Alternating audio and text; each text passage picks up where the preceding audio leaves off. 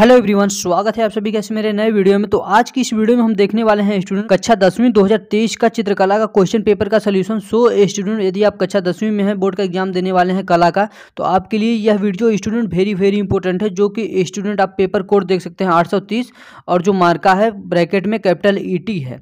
उसके बाद स्टूडेंट सबसे पहले मैं आपको बता दूँ कि जो आपका पूर्णांक होता है वह आपका 70 नंबर का होता है और जो समय आपको मिलते हैं 3 घंटे 15 मिनट का समय दिया जाता है। तो 15 मिनट स्टूडेंट आपको इस क्वेश्चन पेपर को पढ़ने के लिए दिया जाता है, वो 3 घंटे का समय स्टूडेंट आपको इस क्वेश्चन पेपर को हल करने के लिए दिया जाता है।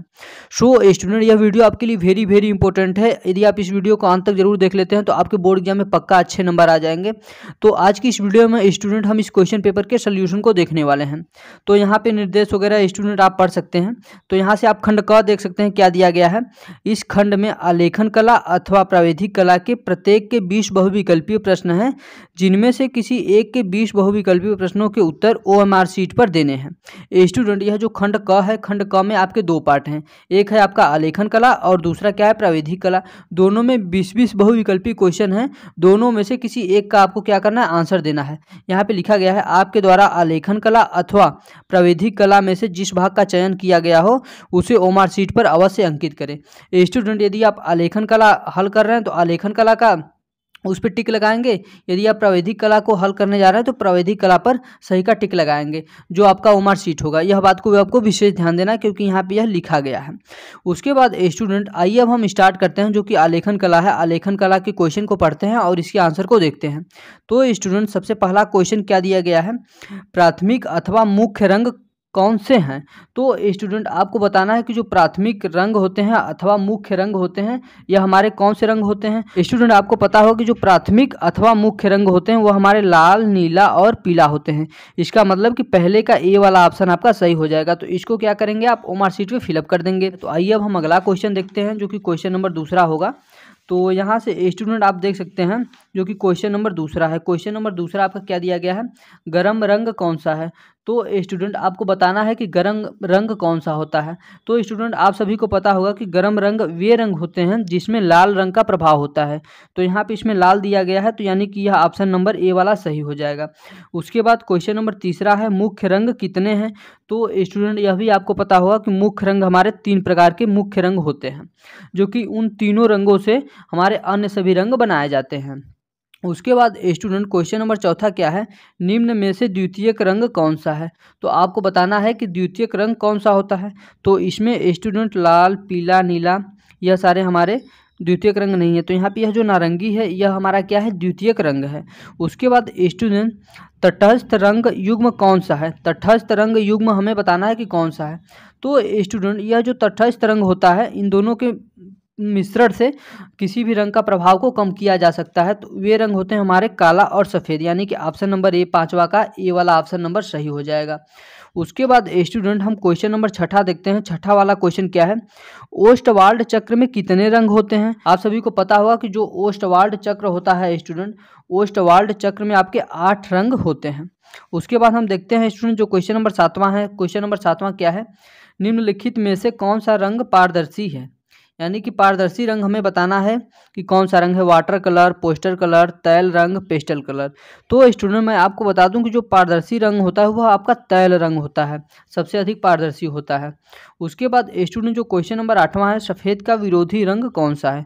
तो आप सभी को पता चल ही गया होगा कि सफ़ेद का जो विरोधी रंग होता है वह कौन सा होता है। तो सफ़ेद का विरोधी रंग स्टूडेंट क्या होता है, काला होता है, जो कि यह सफ़ेद का विरोधी रंग होता है।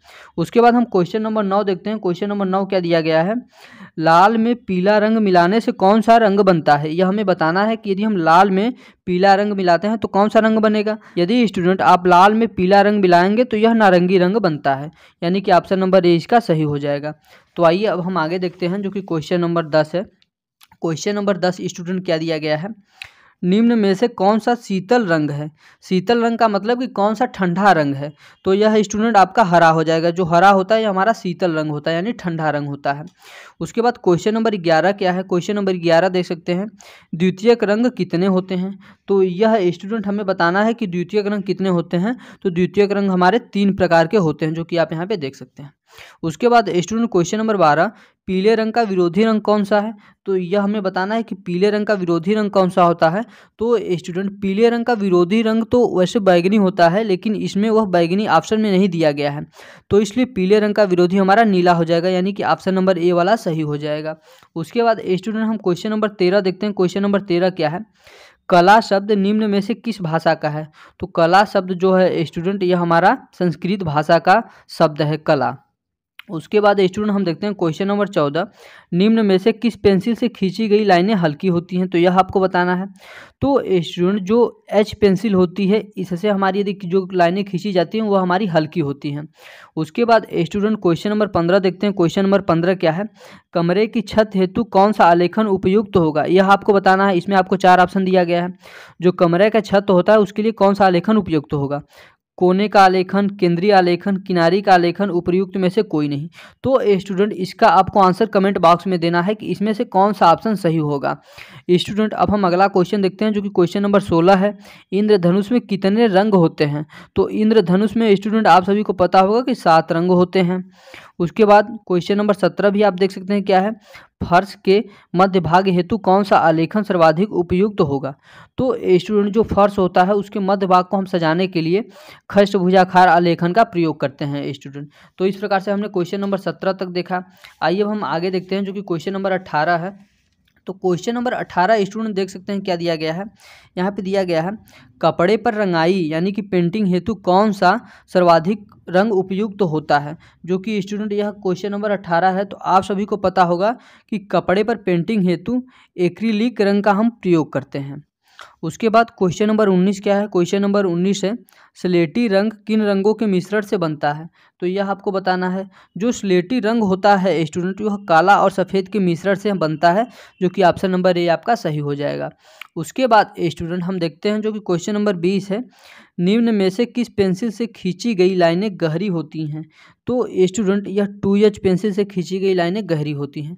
तो इस प्रकार से स्टूडेंट जो हमारा आलेखन वाला भाग था, यानी 20 बहुविकल्पी क्वेश्चन थे, उनको हमने देख लिया। अब हम स्टूडेंट आगे देखेंगे जो प्राविधिक कला वाला है, यानी कि दोनों में से कोई आपको एक करना है। या तो आप आलेखन कला वाला भाग करिए या फिर यह प्राविधिक कला वाला भाग को आप हल करिए, यानी दोनों में से किसी एक भाग को ही सिर्फ आपको हल करना है।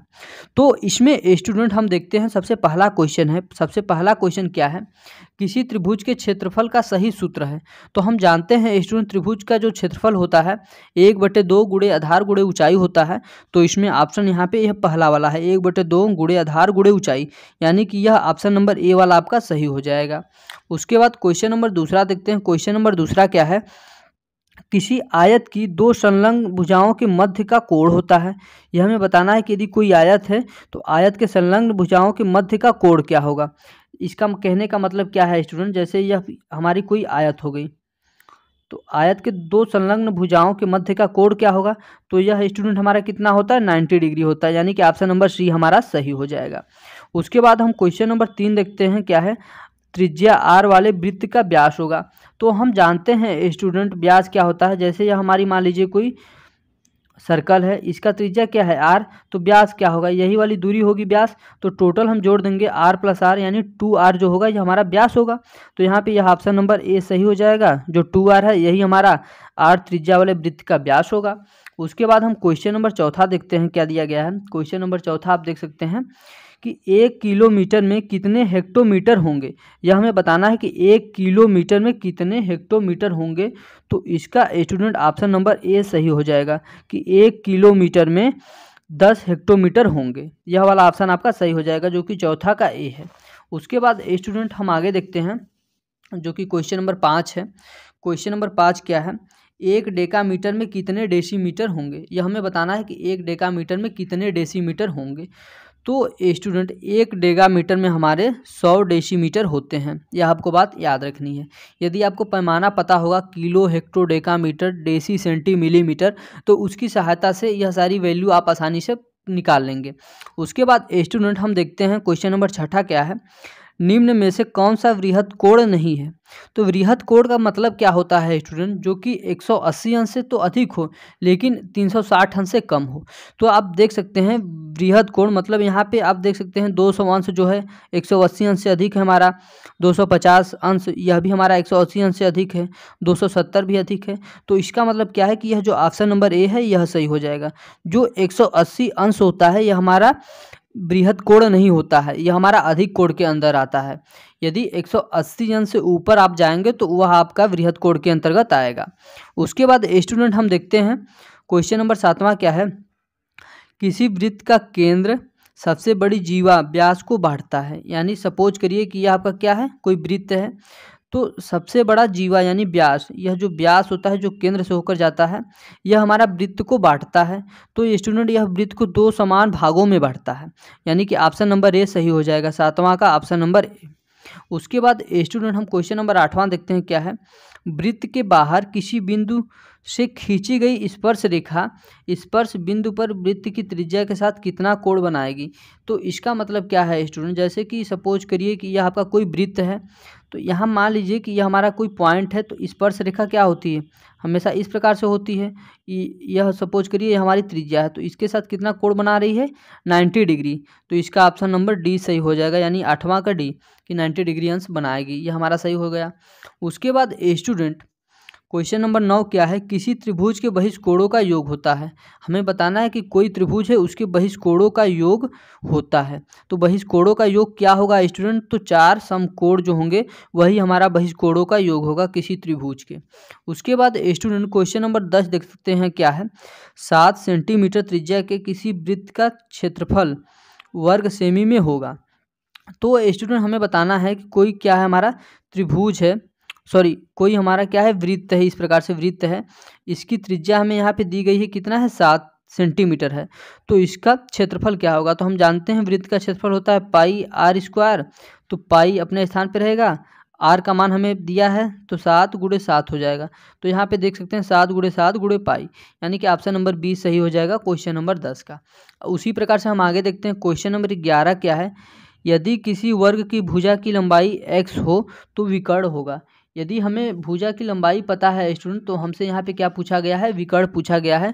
तो इसका विकर्ण क्या होगा आइए देखते हैं। यदि स्टूडेंट हमें यहाँ पे दिया गया है यदि किसी वर्ग की भुजा की लंबाई x हो, कोई वर्ग हम जानते हैं स्टूडेंट इस प्रकार से होता है जिसकी सभी भुजाएं आपस में बराबर होती हैं। तो इसकी भुजा की लंबाई हमें दे दिया गया है, यह भी हमारा x मीटर होगा, यह भी हमारा x होगा। तो हमसे क्या पूछा है, इसका विकर्ण पूछा है। तो स्टूडेंट इसमें हम क्या करेंगे, पाइथागोरस प्रमेय लगा देंगे। तो पाइथागोरस लगाएंगे तो इसको मान लेते हैं कर्ण, ए हमारा क्या हो जाएगा, लंब हो जाएगा, ए आधार हो जाएगा। तो हम जानते हैं कर्ण का स्क्वायर बराबर क्या होता है, आधार का स्क्वायर प्लस लंब का स्क्वायर। तो कर्ण का स्क्वायर बराबर आधार कितना है, x है तो x का स्क्वायर, लंब कितना है, x है तो x का स्क्वायर, दोनों को जोड़ेंगे तो 2x स्क्वायर आएगा, यहाँ पे k स्क्वायर हो गया। तो यहाँ से जब स्क्वायर हटेगा तो k बराबर हमें अंडर रूट में मिलेगा 2x स्क्वायर। तो x स्क्वायर अंडर रूट में है तो एक बार बाहर आ जाएगा, तो k बराबर x इंटू अंडर रूट 2। तो इसको हम लिख सकते हैं k बराबर अंडर रूट 2x, इस प्रकार से लिख सकते हैं। तो जो विकर्ण होगा स्टूडेंट अंडर रूट 2x होगा। तो यहाँ पे कौन सा ऑप्शन सही है, यानी यह जो ए वाला ऑप्शन है यही सही हो जाएगा, अंडर रूट 2 इंटू x। उसके बाद स्टूडेंट हम क्वेश्चन नंबर 12 देखते हैं। क्वेश्चन नंबर 12 क्या है, निम्न कोणों में से कौन सा अधिक कोण है। तो अधिक कोण स्टूडेंट आपको बताना है कि अधिक कोण कौन सा है। तो अधिक कोण हमने आप सभी को अभी बताया है कि जो अधिक कोण होता है वो हमारा क्या होता है, 90 अंश से अधिक होता है। उसके बाद 180 अंश तक 80 अंश के बराबर होता है, यह हमारा क्या होता है, अधिक कोण होता है। तो इसका मतलब क्या है स्टूडेंट, जो 90 अंश से अधिक हो और 180 अंश हो या फिर 180 अंश के बराबर हो। तो यहाँ पे देख सकते हैं यह जो 302 है यह तो हमारा 180 अंश से अधिक है, तो यह क्या आ जाएगा, बृहद कोण में आ जाएगा। हमें बताना है कि अधिक कोण, तो अधिक कोण जो है स्टूडेंट यह हमारा 102 होगा, ऑप्शन नंबर सी सही हो जाएगा। क्योंकि यह जो 89 है यह हमारा 90 से कम है, 72 भी 90 से कम है। तो जो 102 है यही हमारा 90 से अधिक है और 180 से कम है, तो यह हमारा क्या हो जाएगा, अधिक कोण हो जाएगा। तो आइए स्टूडेंट अब हम आगे देखते हैं जो कि अगला क्वेश्चन होगा, क्वेश्चन नंबर 13 हमारा। तो यहाँ पे देख सकते हैं क्वेश्चन नंबर 13 क्या है। 1 मिलीमीटर 1 मीटर का कौन सा भाग है? तो जो स्टूडेंट 1 मिलीमीटर होता है यह हमारा मीटर का 1000वां भाग होता है, यानी कि जो ऑप्शन नंबर ए है, ऑप्शन नंबर ए आपका इस प्रकार से सही हो जाएगा। उसके बाद स्टूडेंट हम अगला क्वेश्चन देखते हैं। अगला क्वेश्चन क्या है यहाँ पे, इसी चतुर्भुज के सभी आंतरिक कोणों का योग बताना है। तो जो स्टूडेंट हमारा कोई चतुर्भुज होता है, चतुर्भुज का मतलब क्या है, कुछ चतुर्भुज इस प्रकार से होगा, तो इसके जो कोणों का योग है, यह कोण चारों कोणों का योग जोड़ेंगे स्टूडेंट तो 360 अंश होता है। तो इसमें कौन सा ऑप्शन सही हो जाएगा? ऑप्शन नंबर सी हमारा सही हो जाएगा, जो कि यह क्वेश्चन नंबर 14 है। तो उसके बाद स्टूडेंट हम देखते हैं क्वेश्चन नंबर 15 क्या दिया गया है। क्वेश्चन नंबर 15, एक ही आधार और समान ऊंचाई पर बने त्रिभुज और आयत के क्षेत्रफल में सही अनुपात कितना होगा? स्टूडेंट यह बहुत ही आसान क्वेश्चन है, यदि आप इसको पढ़े होंगे तो यह आसानी से आप, यदि आप कक्षा 10वीं का मैथमेटिक्स पढ़े होंगे तो आसानी से इसको कर ले जाएंगे, जो कि 1 नंबर का है। तो इस क्वेश्चन का आंसर आपको स्टूडेंट क्या करना है, कमेंट बॉक्स में देना है। उसके बाद स्टूडेंट क्वेश्चन नंबर 16 देखते हैं। क्वेश्चन नंबर 16 क्या है, निम्न आकृतियों में से कौन सा समचतुर्भुज नहीं है? समचतुर्भुज नहीं है स्टूडेंट, समचतुर्भुज न होने का मतलब कि ऐसा कौन सा चतुर्भुज है जिसका प्रत्येक कोण 90 डिग्री नहीं है। तो यहाँ पे देख सकते हैं कि यह वाला जो है ऑप्शन नंबर सी वाला, इसका प्रत्येक कोण 90 डिग्री नहीं है, अर्थात यह वाला क्या है, हमारा समचतुर्भुज नहीं है, यानी कि ऑप्शन नंबर सी इसका सही हो जाएगा। उसके बाद स्टूडेंट हम क्वेश्चन नंबर 17 देखते हैं। क्वेश्चन नंबर 17 क्या है, निम्न आकृतियों में से कौन सी रेखा अ व ब का लंब द्विभाजक है? एक हमारी लाइन है जो कि अ और ब है, उस लाइन का नाम दिया गया है अ ब। तो कौन सी ऐसी रेखा है जो इस अ व ब लाइन को समान 2 भागों में बांटती है? तो यहाँ पे आप देख सकते हैं कि 1:1 के अनुपात में यह वाला बांटता है, जो कि ऑप्शन नंबर बी है, यह आपका सही हो जाएगा। उसके बाद स्टूडेंट हम क्वेश्चन नंबर 18 देखते हैं। क्वेश्चन नंबर 18 क्या है, निम्न में से कौन सा आकार या गति वृत्ताकार नहीं है? तो स्टूडेंट आप सभी को पता होगा कि जो गतिमान विद्युत का पंखा है यह भी हमारा गोलाकार आकार में चलता है। जो साइकिल की पहिया है यह भी हमारे गोले आकार की है।